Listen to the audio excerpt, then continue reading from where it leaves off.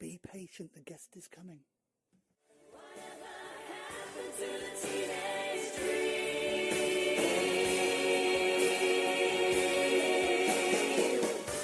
Whatever happened to the teenage dream?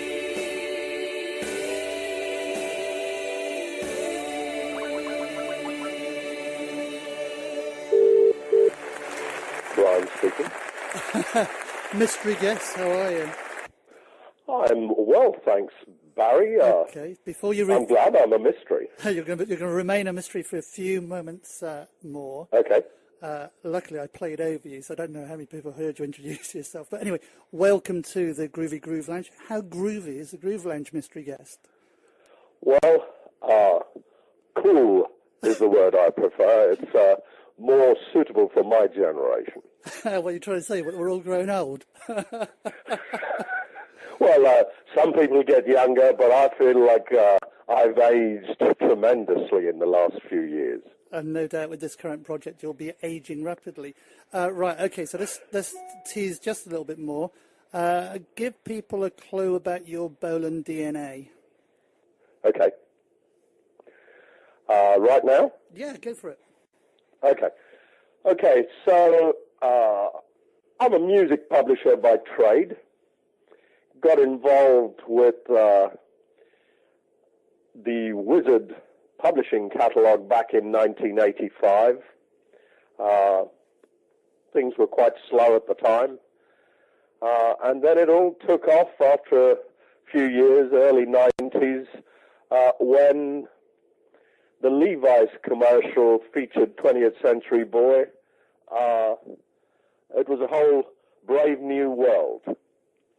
CD sales have been plummeting for the last 2 or 3 decades. So the slack needed to be taken up by what's known as synchronization licensing. Yeah. I'm stuttering a bit, sorry about this. Don't worry. Synchronization licensing. So you will have seen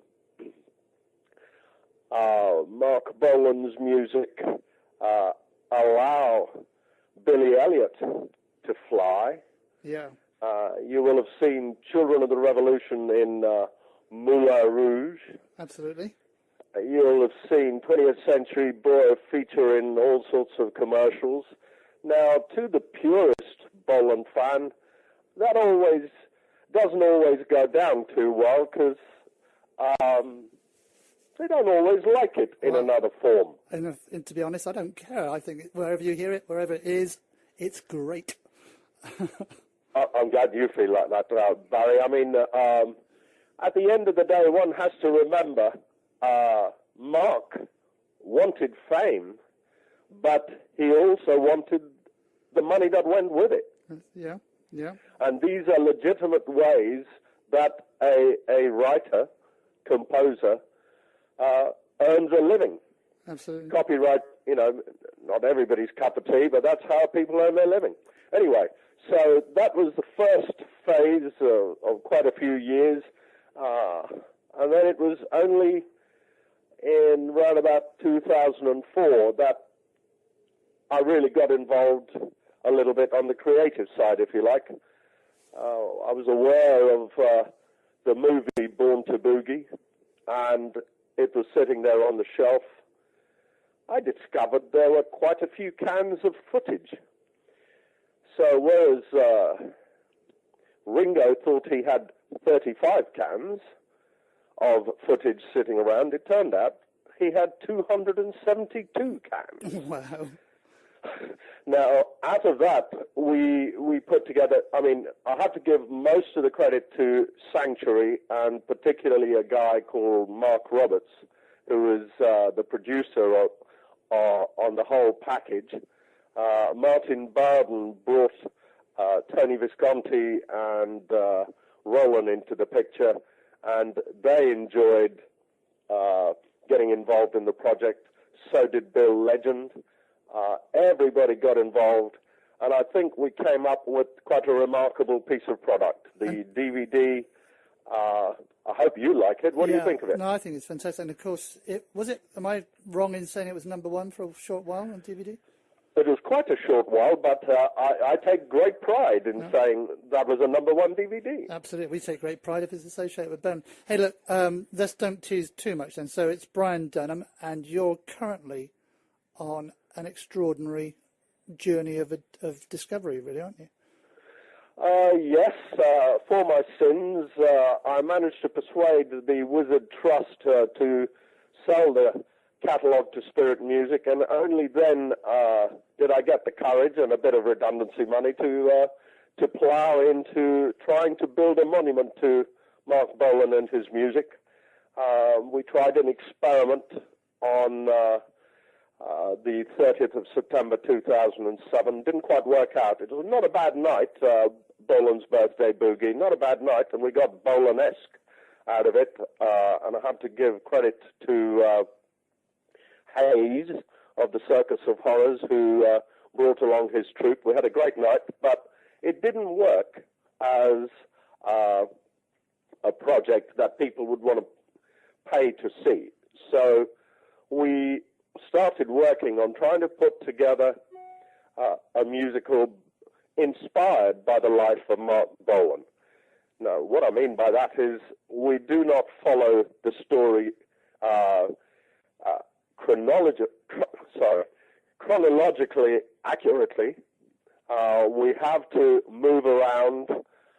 It doesn't work as a show if you just slavishly follow the story, I'm told. Yeah, well, thank God for that. I mean, basically, I think what you're saying, correct me if I'm wrong, is that it's a celebration of moments of highlights, etc., and it's not a biography as such. That's precisely what. Excuse me for being long-winded, but you've summed it up beautifully.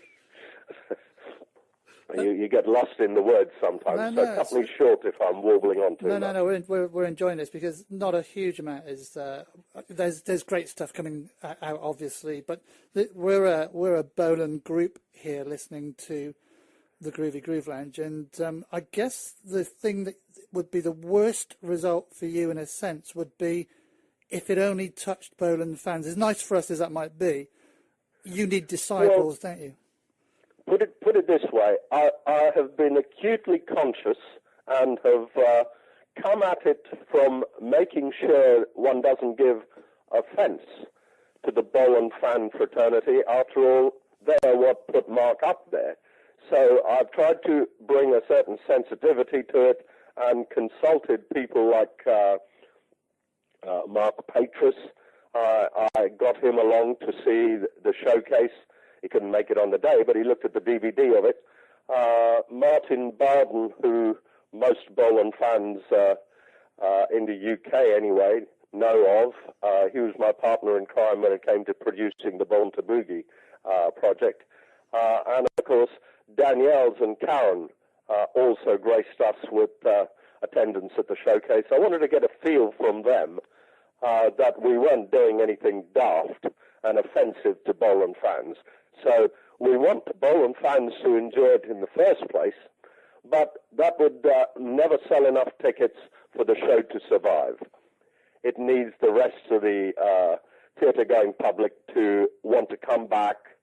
The music, it's the music that motivated me to do it, of course, but you know, you've got to make people want to come and see it. It's got to be interesting. It's got to be joyous celebration, as you so rightly said, and that's what we're aiming for. Yeah, that's fantastic. And so really you're giving all the listeners a mission to, you know, in a sense, spread the word beyond the insular, nice as it is, but the insular group that are Bolan completists, if you like. Yes, please. I mean, you know, suspend disbelief. Come down and enjoy the music first and foremost, and then go away and evaluate and you know, judge for yourself whether we've done a reasonable job in trying to tell the story. I mean, that's all I would ask. All right, Brian. Well, just hold on the line there, and I'm going to play a bit of music, and then we'll come back to you. Okay, I'll hold on.